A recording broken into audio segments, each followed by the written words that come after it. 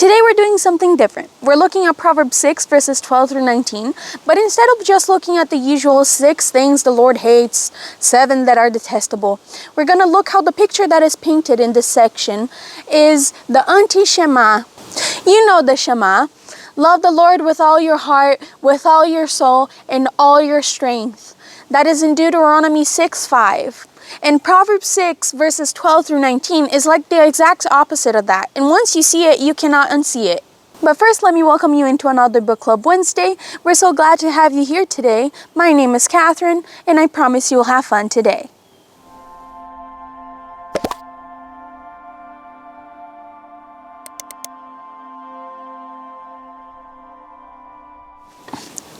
Before we start today, let's read off the text. A troublemaker and a villain, who goes about with a corrupt mouth, who winks maliciously with his eye, signals with his feet, and motions with his finger, who plots evil with deceit in his heart. He always stirs up conflict. Therefore, disaster will overtake him in an instant. He will suddenly be destroyed without remedy. There are 6 things the Lord hates, 7 that are detestable to him. Haughty eyes, a lying tongue, hands that shed innocent blood, a heart that devises wicked schemes, feet that are quick to rush into evil, a false witness who pours out lies, and a person who stirs up conflict in the community. Now for this next part, I want to take you into a conversation that I had with my father, Pastor Mabio Coelho. We sat down to talk about how this Anti-Shema creates kind of like a body map and how it connects to Romans 6:13.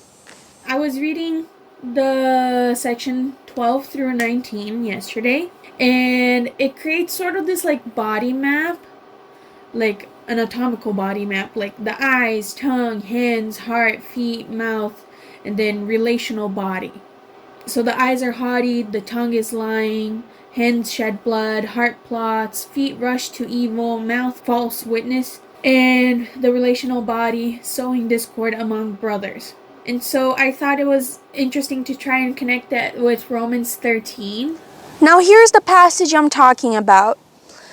Do not offer any part of yourself to sin as an instrument of wickedness, but rather offer yourself to God as those who have been brought from death to life, and offer every part of yourself to Him as an instrument of righteousness. See the connection? How do you tie the two together? Because it, like, the body map is talking about, what is the word that Romans uses? Part. Like parts of yourself that are like in sin, but Romans is saying to not be in sin, instead offer those parts to God. I was reading here this passage. It uses the word instruments twice. But the first word could be better translated as weapon. Weapon of iniquity, like it's an instrument that inflicts pain or death. And that's what we do when we allow ourselves to be used. Like God knows our situation, He knows our nature, that there's things that we don't have control. But here in Romans, he's talking about things that you can control. Like that you allow yourself to be used as an instrument of evil, as an instrument of sin. But let's pause here for a second and talk, because some people take these verses and run with the idea that because sin exists, we are sin. That being human equals being evil. It says we were created in God's image with the freedom to choose. Jeremiah 17:9 does warn us that the heart is deceitful, yes, but Romans 6:13 is a command for us to choose differently, and that only makes sense if we're able to. So no, being human doesn't doom us to be an instrument of sin. We can decide whether we hand our whole selves to sin or to God. Right, and all the things on the body map from Proverbs 6 are things that you can control, like you're allowing yourself to be used by the like it says in the Brazilian version, Belial, or however you pronounce it in English. Belial. Yes. Which I think would be interesting to mention now, Mm-hmm. how in the English version it says on verse 12, a troublemaker and a villain, Mm-hmm. but the word in the actual Hebrew version is... It's man of Belial, like the word that was translated as worthless person is like Adam Belial. That is like a human being that is from Belial. And Belial is a ancient name for the enemy. It's a shorter form of another name for the enemy that's Baal or Baal, as we see in a lot of Bibles, for example. You may have heard the expression Beelzebub, and that's one way to pronounce the Hebrew expression Baal Zebud. That means the Baal, the demon from the flies. So here in verse 12, when he calls that person a man or a woman of Belial, because he's really talking about a human being, he is looking to all things that person does, all the areas of his life that are represented by those different body parts, like but he's really exposing the vicious character of an individual that does not walk in a way that pleases the Lord. So it could one say that this is like an anti-Shema of sorts? Because we have the Shema in Deuteronomy 6:5. Love the Lord with all your heart, with all your soul, and all your strength. So like all your being. And in Proverbs 6 is saying like all the things that go against that. Yeah, in a way, yes. It's like it's that's not the occasional sinner that he's being denounced here. It's the person that's totally in. If you see like the first five things, there are different body parts that they kind of characterize what the person uh, does. Like, for example, when it speaks that his hands are full of blood, it's talking about the murderous intent. Mm-hmm. Like when he says that the heart that devises wicked schemes, that's a old parlance, a old way of speaking for what today we would call like somebody with like a psychopathic tendencies, like somebody that wants to do evil and have no regard about somebody else. In each one of those five first areas, it's like he's basically involving a lot of other areas of the life of one person. And then on the last two, he kind of reaches out, goes even how that behavior, he's not content in just doing those things, but he wants to affect other persons Mm-hmm. with their wrongdoings. When they, like those that he cannot affect, he become a false witness against them. He has a troubled personality to a point that he cannot stand see peace between the brethren.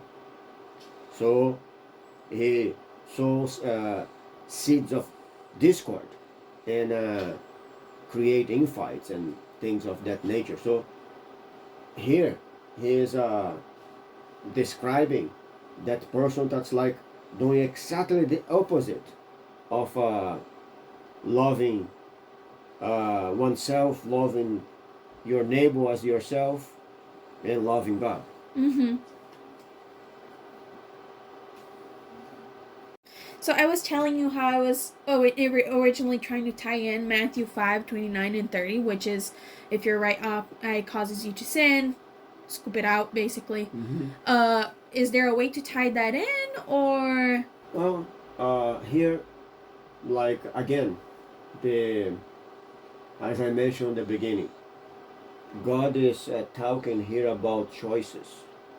Like those are, He's not talking about the things that you have no control. Like a disease. I mentioned like Psychopathic a tendencies. psychopath. He still has control. It's different for example, some when you are under the influence of drugs. It's a chemical imbalance. It's something that they need some help to get out of it to be able even to choose by themselves. Mm-hmm. It's like a pre-programmed behavior. But here he's talking about choices in one passage and on the other. Like if you go to Deuteronomy 6, he is saying like for us to love God and love our neighbors, but he also talks about meditating on those things day and night, put always in front of our eyes, put on our arms, talk as what we walk, almost the same body parts that are mentioned here Oh, in so Proverbs 6. Deuteronomy 6 and Matthew 5:29 and 30 are connected because it says about the right arm, or wait, the right eye, and then in the right hand. Mm-hmm. So So it's, Jesus is using like things that the Jewish people already knew about. yeah, and not only that, it's almost the same body parts as in Proverbs as well. In Deuteronomy, it says like talk about the arm, talk about the feet, like walking, put in front of your eyes, like all those things. So like they are really revolving around the same ideas, that you have a choice to choose to do good or choose to do evil, to choose to, as Paul uses in Romans, to allow your body to be used as an instrument, as a weapon of evil, or as an instrument of good and restoration. Mm-hmm. So that's what is in play here in all those passages, because God is a God of choices, and sometimes he highlights those choices to us in a positive way or sometimes in a negative way, showing you what you should avoid, what you should avoid to choose. And so they are both part and parcel of the same thing. So Matthew 5 is not talking about physical mutilation. He's using the eyes and the hands in the same way as Deuteronomy used it, in the It's same hyperbole. way as Proverbs use it. It's more than a hyperbole. It's more like a type of abstraction of what they see. For example, what they are used for. For example, the eyes are used for seeing, help us to choose. So and that's why he in the other passages he's contrasting with those that behold the evil. And that's why he's saying if your eyes make you sin, if you what you look, or in a deeper way what you desire is leading you astray, remove the source. Or the same thing with the hands. The hands are like they symbolize what we do. Like so if your actions are making you do, like cut it out from the source, not necessarily cut your hands, but like remove the motivations behind your choice. We have the power of choice. We have the power of choice, and we can choose to do or not to do what's best. To be or not to be? That is the question. That is the question, really.